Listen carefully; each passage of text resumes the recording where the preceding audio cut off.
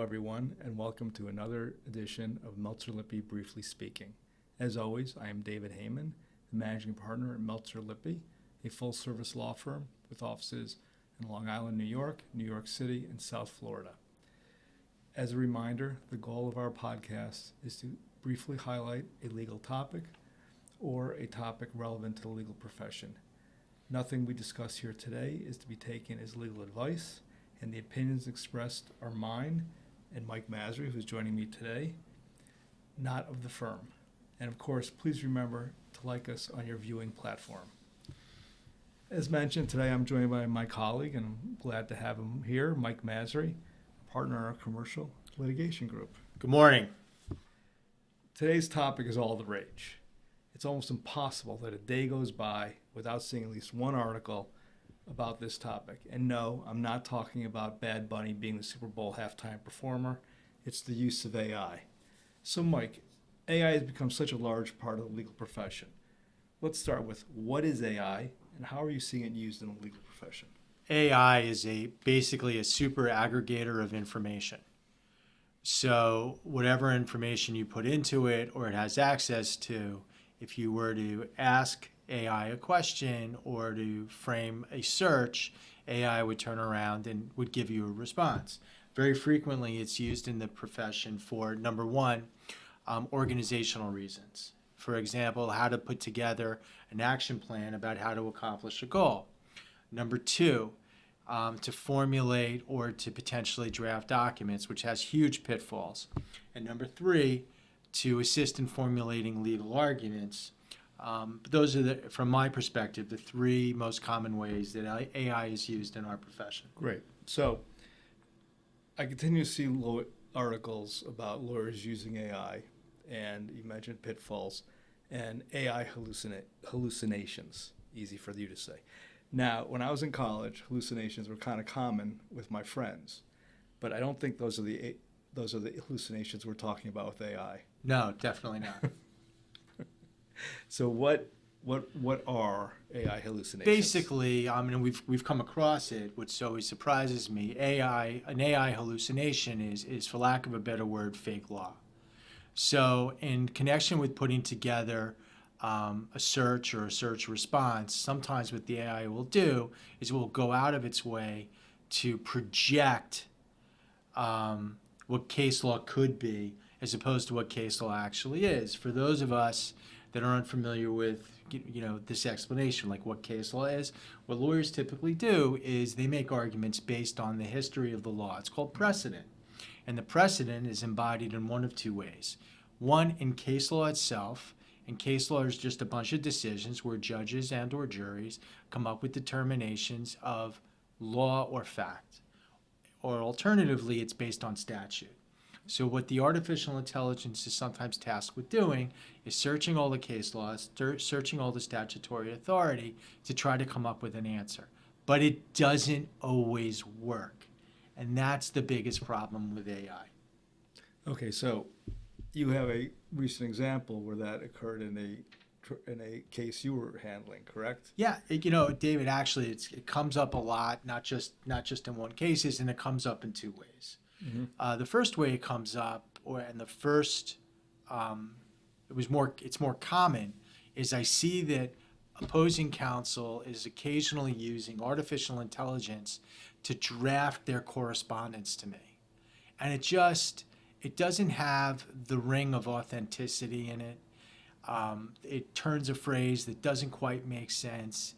It applies the facts in a way that's not quite a fit. More often than not, it's a round peg that goes into a square hole, meaning that the peg fits, it just doesn't fit the right way. Other times, it's a square peg that just doesn't fit into a round hole. The other way, and what you were mentioning, I was pretty shocked. I had a situation where, in opposition to a motion to dismiss, which is a motion to end the case, the opposing attorney said that I was wrong on the law, and in his papers or her papers cited to fake law. In this instance, it was cases that actually existed, but what was reported as the case's saying or the subject matter of the case, it didn't exist at all. So it was fake law with a fake quote, which is very misleading. And as attorneys, what we're supposed to do is we're supposed to verify the research that we present to the court. We actually have an ethical obligation to do so. And when it's brought to our attention that we're wrong or we're misinforming the court, we have an additional obligation to affirmatively come forward to the court and say, oops, I made a mistake, which does happen. So, just to be clear, in your situation, it wasn't that the opposing counsel cited a case that didn't even exist, which I read about almost daily. It cited to a case that did exist, but it misdescribed the case entirely. Great. So again, I mentioned it. A day doesn't go by if you read, Law 360 that comes out every day that you don't hear about AI hallucinations. But it's not just the lawyers who are getting tripped up by these AI hallucinations, correct? Well, there was a recent article about some judges in a different jurisdiction, not any member of the profession that I practiced before, or potentially I'm going to practice before at any time. Yeah. But their staff was using artificial intelligence to generate opinions. And when those opinions turned out to be incorrect, and there was some follow-up investigation, not in a bad way, the jurists themselves reported their own mistake, and they resolved it. I mean, David, that's why pencils have erasers. Right. Thank God. So, in fact, I just saw this morning that Senator Grassley has stated that federal courts need to put in place safeguards for the use of AI. Well, yeah, I mean, that totally makes sense. The thing with court, one of the things our firm's really good about is that we're very focused on doing things in an efficient, pragmatic way. And that's getting to the truth and getting to the accurate facts and the accurate law so that you can identify where the disagreements between the two sides lie. And neglect as opposed to abuse when it comes to artificial intelligence, but neglectful use of artificial intelligence impedes that process. Right. So let's say you're a diligent attorney. Well, you are a diligent attorney, but a diligent attorney uses AI. What other concerns do you have with AI, if any, that after you've used it for its ability to process data incredibly quickly, you checked it? Is there any other concerns that come about with the utilization of AI? The other concern has to do with confidentiality. Right. So you don't want, and we have an ethical obligation to maintain the confidentiality of all of our clients' information, and especially when it comes to the more commonly layperson utilized artificial intelligence, for example, ChatGPT. Once it's released into the environment, it's released into the environment. So you're never really going to know. Just to expand on that, what people have to understand is when you upload something to ChatGPT or Copilot or any of these OpenAI, I know it's a company's name, but an OpenAI platform, that's how they get more and more data. So, as much as I believe that artificial intelligence is an effective tool and can be used as an effective tool, it's not intelligence. It's the ability to process data, as you said earlier, Mike, incredibly quickly to find you a result. But anything you tell it is now available to the whole world. Well, artificial intelligence mimics intelligence. It's like a super plagiarizer. So right. It will aggregate and incorporate everything that's in the universe that's out there, including the garbage, in connection with putting together, a response. For example, outside of the profession, let's say that you're looking for a piece of artwork, and you're looking for a piece of artwork specific to one type of artist, and you ask the artificial intelligence to conduct a search. sometimes that artificial intelligence will attribute a work to the wrong artist, and that does come up. And another issue with the artificial intelligence is, and you were talking about it being a tool. It's one thing for it to be a tool, and it's another thing to for it to be like a shortcut. As Or a a substitute for your own brain. right, it doesn't, over reliance on artificial intelligence doesn't give you, or it actually inhibits your analytical growth. Right. Which is something that's very, very, very important, as for training attorneys, and as you continue to Absolutely. grow to be an attorney. We don't come to work with the goal of being as good as we were yesterday. We come to work with the goal of being the best possible version of ourselves every single day, and we're constantly striving for improvement. So if you just mail it in, dump a bunch of stuff into artificial intelligence, and say spit out an agreement, a complaint, or whatever it is, without taking a look at it with a critical eye, with a palette of discernment, you're not going to get good work product. And frankly, when it comes to litigation, where you definitely have winners and losers, Right. it's going to be a loser, especially because you have to consider one of the things that makes you a winner is when you come up with something that hadn't been thought of before. Yep. Our process of jurisprudence is hundreds of years old, so It's ever evolving. right. And if you're not able to evolve with it, then you're going to lose that edge. And litigation is a lot like football; it's a game of inches. Right. And it's not just litigation. My corporate practice, if I'm drafting a private placement memo for a fund or something like that, and I just, look, you mentioned plagiarizing before. Everybody takes from everybody else's stuff, Sure. right? Risk factors. Why reinvent the wheel if it's been already invented? But, I remember when I started practicing law back in the Stone Ages, agreements were a lot shorter than they are today. Now, part of that's word processing, but part of that's smart lawyers figuring ways around, and smart people figuring ways around provisions. I always use it as an example here in the firm, a transfer provision. When I started practicing law, I would say you can't transfer the property. I mean, slightly more artfully than that, but that's what it said. So people started saying, oh, all right, I'll just transfer the ownership interest in the entity, right? Or I'll do a long-term lease, or I'll, pledge it, but give them all the rights. So now a transfer provision, as a lot of people know who draft these documents, can be pages long.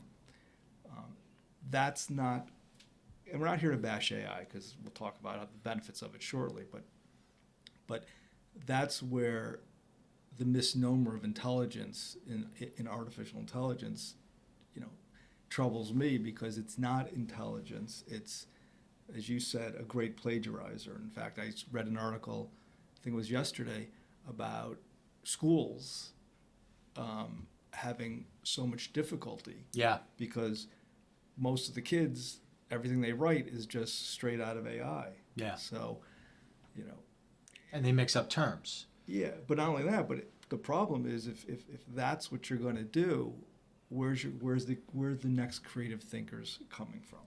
Well, I think one of the other big impacts that I don't think people have necessarily considered are books.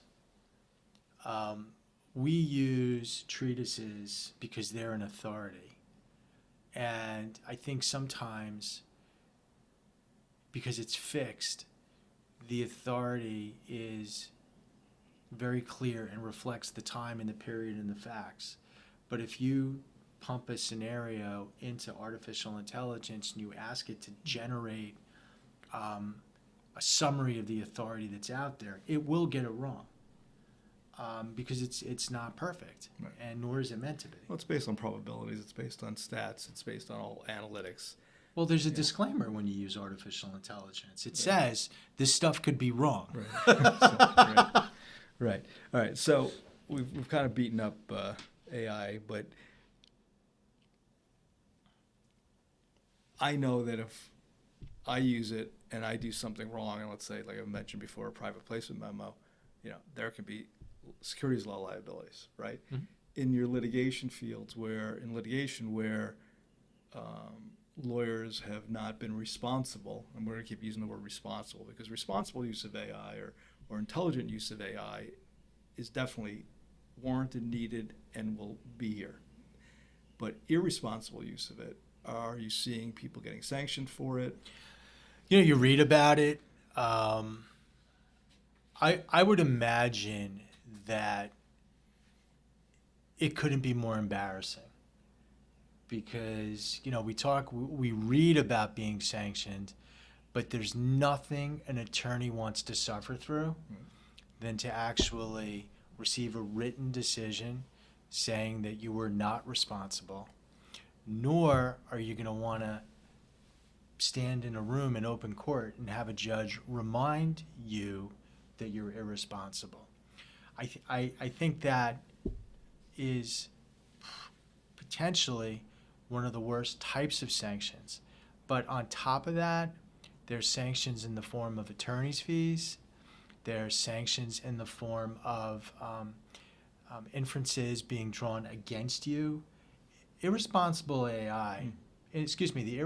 use of AI really could lead to you losing both credibility and the case. So it's a big issue. I'm going to be more interested in seeing what's going to happen with respect to potential malpractice claims. Fair point. All right, so we've beaten up AI.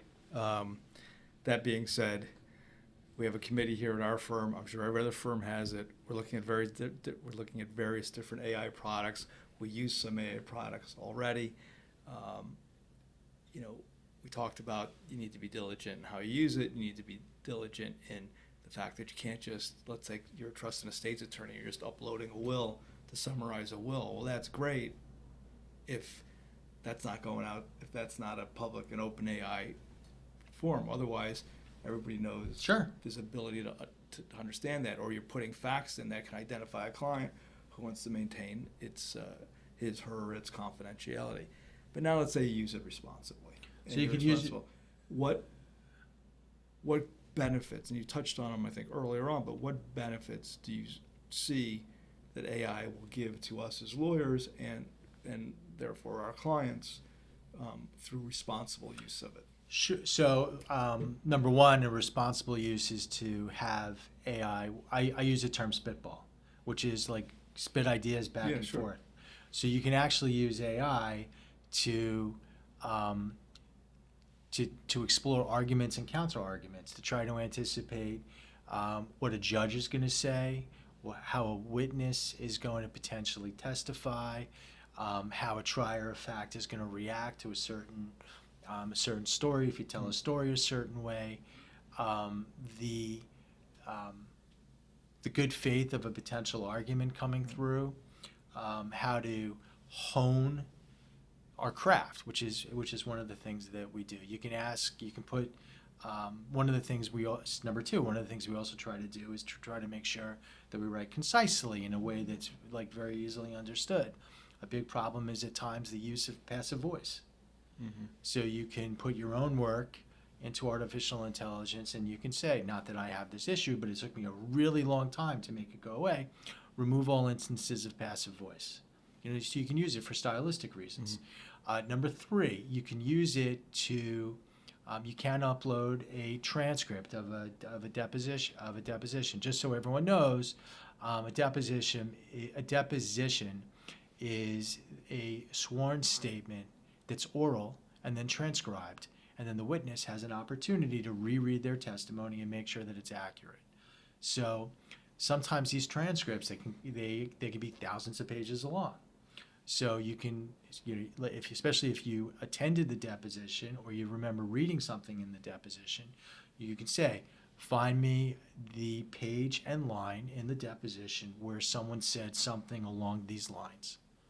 So that's a tremendous benefit. Number four, you can use artificial intelligence to compare and contrast two different briefs. Mm-hmm. Number five, you can certainly use it for transactional documents. Absolutely.